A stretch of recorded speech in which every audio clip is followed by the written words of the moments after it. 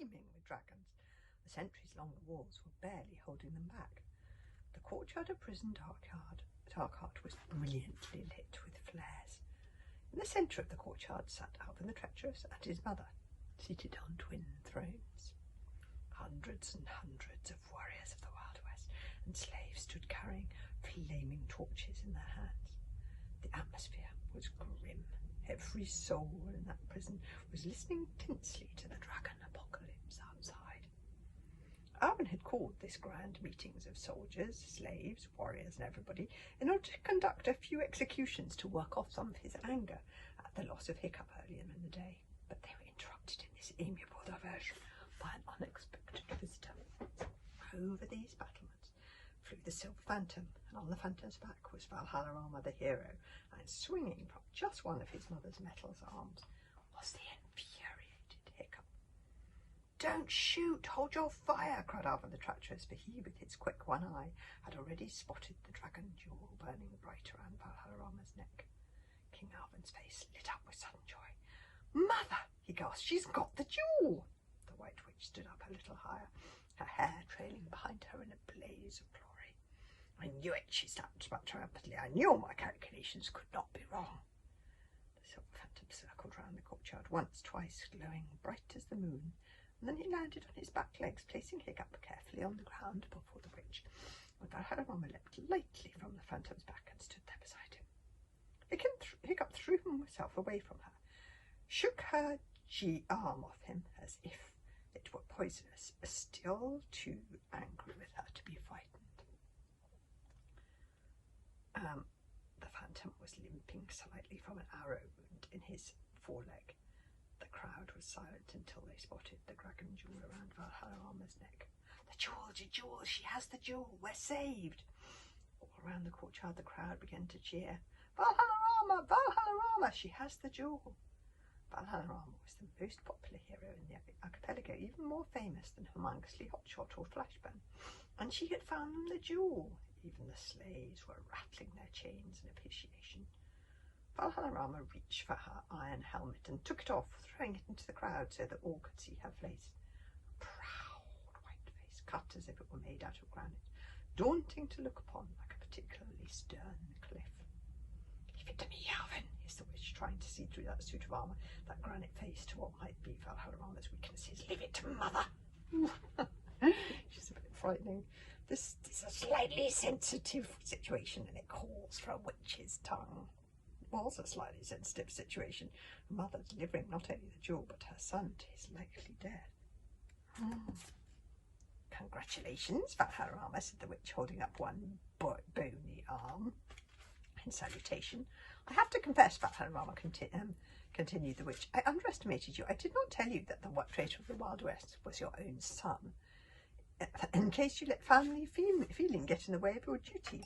I should have known that a great hero like yourself would your kingdom before mere personal whims. 3 cheers for Valhalla Rama."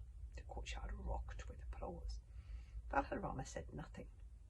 "Give Alvin the jewel that will save us all, Valhalla Rama," said the witch, trying to sound casual, as if it were not an order. But Valhalla Rama did not give Alvin the jewel. Instead, she withdrew a single arrow from her quiver, an arrow with black raven feathers on it. She twirled it round and round on one finger, thoughtfully. I love Valhalla Rama.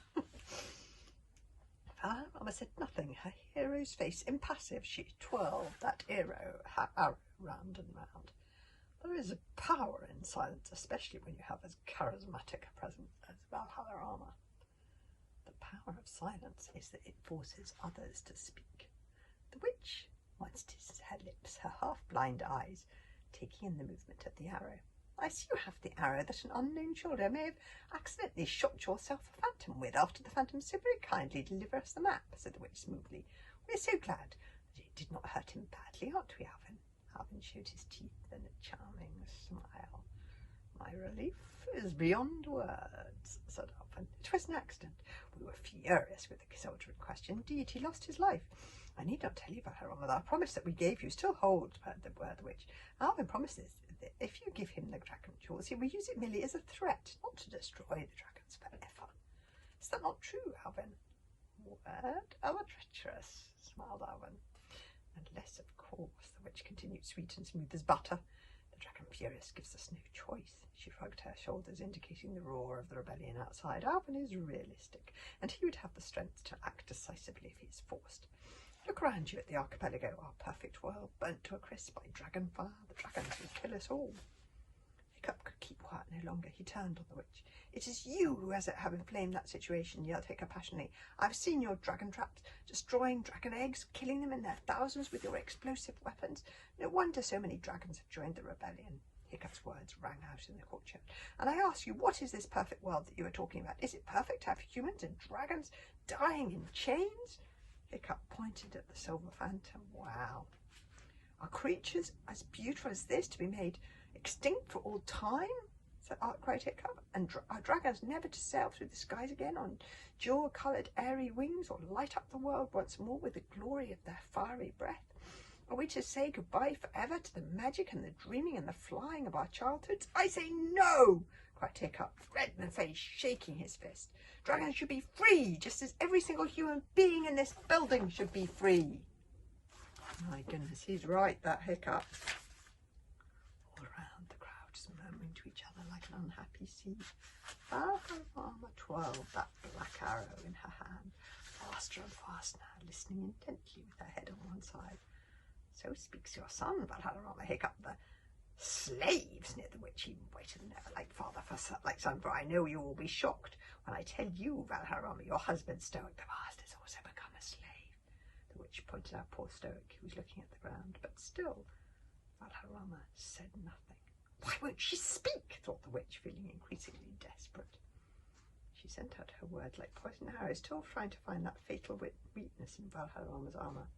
I feel saddened for you, Valharama, such a great hero as you are, sighed the witch pityingly, that your family has let you down so badly and brought disgrace upon their tribe and their kingdom. And now the witch looked very crafty. But then I read your destiny when you were a little girl, and you were never meant to marry Stoic, were you, Valharama? Stoic the Vast was never worthy of you, cooed the witch in her sweetest voice. Valharama's voice did not change. You could not tell for 1 second what she was thinking. Round and round the arrow whirled, faster and faster, as if it were a spinner in a game, and no one knew where it would stop in the end. If circumstances had not intervened with destiny, you would have married humongously Hotshot the hero, a man of your own calibre, and if you had done so, none of this would have happened. The second best husband, the unfortunate runt son, the disaster that has hit the archipelago, sighed the witch. It's tragic, really. I cannot bear to think of your girlish disappointment, waiting and waiting for a hero who never came. The witch shook her head sorrowfully. A maiden's tears are so particularly touching. It positively melts my witches' hearts to think of it. Xanor paused. Then time moves on, does it not? I hear Humongous has married at last a lady 20 years your junior. Valharama did not react, which gave a cruel smile. What a shame destiny has taken such a crooked course. But now you have a chance to move on yourself and put things right, Valharama. Look, see how fate has marked my son Alvin out as our saviour, by giving him 8 of the things already. The witch finished her speech with a final ringing flourish. You're a woman of sense and principle. You brought us the map because you knew that it was right, and you couldn't help us stop this war that has torn our perfect world apart. We want to put that world back together again, make it good as new, and who knows, perhaps without certain things it might even be more perfect. Complete your dead quest, Valharama, fulfill your destiny, and give Alvin the jewel. For Thor's sake, surely the great metal she-mountain has to speak now, thought the witch. Has she gone dumb? The suspense is killing me. Valharama put up her mighty hand. Last she stepped forward, she spoke, and herein again lies the power of silence. When a person who has been quiet speaks, people tend to listen. The crowd leant forward to make sure they caught every single word of what she was saying. The witch has said her piece, and now I shall say mine, said Valharama. I've been absent from the archipelago's history for some considerable time. What I'm about to offer you is an explanation for my absence, and I'm not explaining this to you, witch, or to you, Alvin, or even to you, the assembled tribes of the archipelago. She bowed to the silent watching crowds, and those crowds include us, the readers, the listeners, the invisible watchers of this story. I'm explaining this to my son, Hiccup, said Valharama. She turned to her son, Hiccup. who was still standing with his fists clenched, bursting with anger, and she looked straight at him. "I have spent most of my life questing," said Valderrama. "When I was a child, my father, the soothsayer, old Wrinkly, foretold to me in secret that the archipelago would face a dreadful peril, and the only one who could avert it would be a new king of the Wilderwest. He told me the prophecy of the king's lost thing, kept a secret only among the wise, so that the thing should not be found by one who is unworthy. I was brave, I was intelligent, I knew that I was worthy. My father had brought me up to be a hero and as a potential king, and though my father's dreams went awry, as many parents' dreams do, secretly I dedicated the rest of my life to questing for those things. And perhaps," sighed Valderrama, "if I'm entirely honest, and since this is a moment for telling the truth, it was also because there is a wandering spirit in me, and I was too much a Viking to stay too much a hare." That is honest of her. My husband, Stoic, understood the importance of my questing, even though I never told him why I was questing, or what I was questing for. "I would call that real true love," said Valderrama, "which is beyond the comprehension of both maidens and of witches." That's very true. "Nonetheless, I cannot begin to tell you how much I have sacrificed in the pursuit of my quest," said Valderrama. "Do not think that just because I have the soul of a soldier and cannot speak soft words, that it was not hard for me, or that because I left I did not love. Year after year away from home, away from my loved ones, my husband, my son. The monsters I have fought, the warriors I have battled, flying so far to the north, south, west and east, it felt like I must have crossed the whole world, sleeping in trees, in caves, in ice houses, wandering for so long on my own I nearly forgot my own language." Slowly Hiccup's fists unclenched just a tiny, tiny bit, but this was reminding him of the loneliness of his own quest over the last year. "But when the quest is for the future of the archipelago itself," said Valderrama, "terrible sacrifices sometimes have to be made. And in this case the sacrifice was bitter indeed, for however hard I searched, whatever lead I followed, I did not find one single thing, not one. So when the witch told me that her son Alvin had 8 of the king's lost things, why, this news took my breath away. I was stunned. What a very great hero this Alvin must be to have succeeded where all my strength and intelligence had failed. Reluctantly I stood back for the king that fortune foretold, and agreed to acquire the map for the king so that he could search for the dragon jewel." "Yes, well, you were quite right," said the witch hurriedly. "My Alvin is something special." "But what you forgot to tell me, witch, and I'm sure it was an unintentional oversight," drawled Valderrama sarcastically, was that it was my son Hiccup who found the things first." "Oh, I'm so pleased she's realised. I was so busy peering for the things at the furthest corners of the earth that I did not notice what was happening right under my nose at home. While I was searching for those things with the utmost of my power and strength and brilliance, the things were making their way to Hiccup quietly, effortlessly, without him even realising." "Hiccup may find the things," hissed the witch, "but it's my son Alvin who ends up with them in the end, notice." Valderrama ignored the witch. I began to ask myself some questions when I got over the headache caused by my son very understandably dropping a tree trunk on my head. "Did Hiccup drop a tree trunk on your head?" interrupted Alvin, cheering up for a second. "Can I just say that that is typical, absolutely typical." "The tree trunk rearranged my thoughts," said Valderrama, "along with the surprise caused by my phantom returning with a black arrow in his foreleg. I found myself thinking, why did the things find their way to Hiccup rather than to me? Was it because in my endless quest to save the archipelago I had forgotten to ask the questions that make a king a king?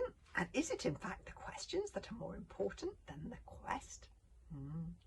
Perhaps, there again Valderrama sighed, I had to face the cold facts dropping on me like a tree trunk from above.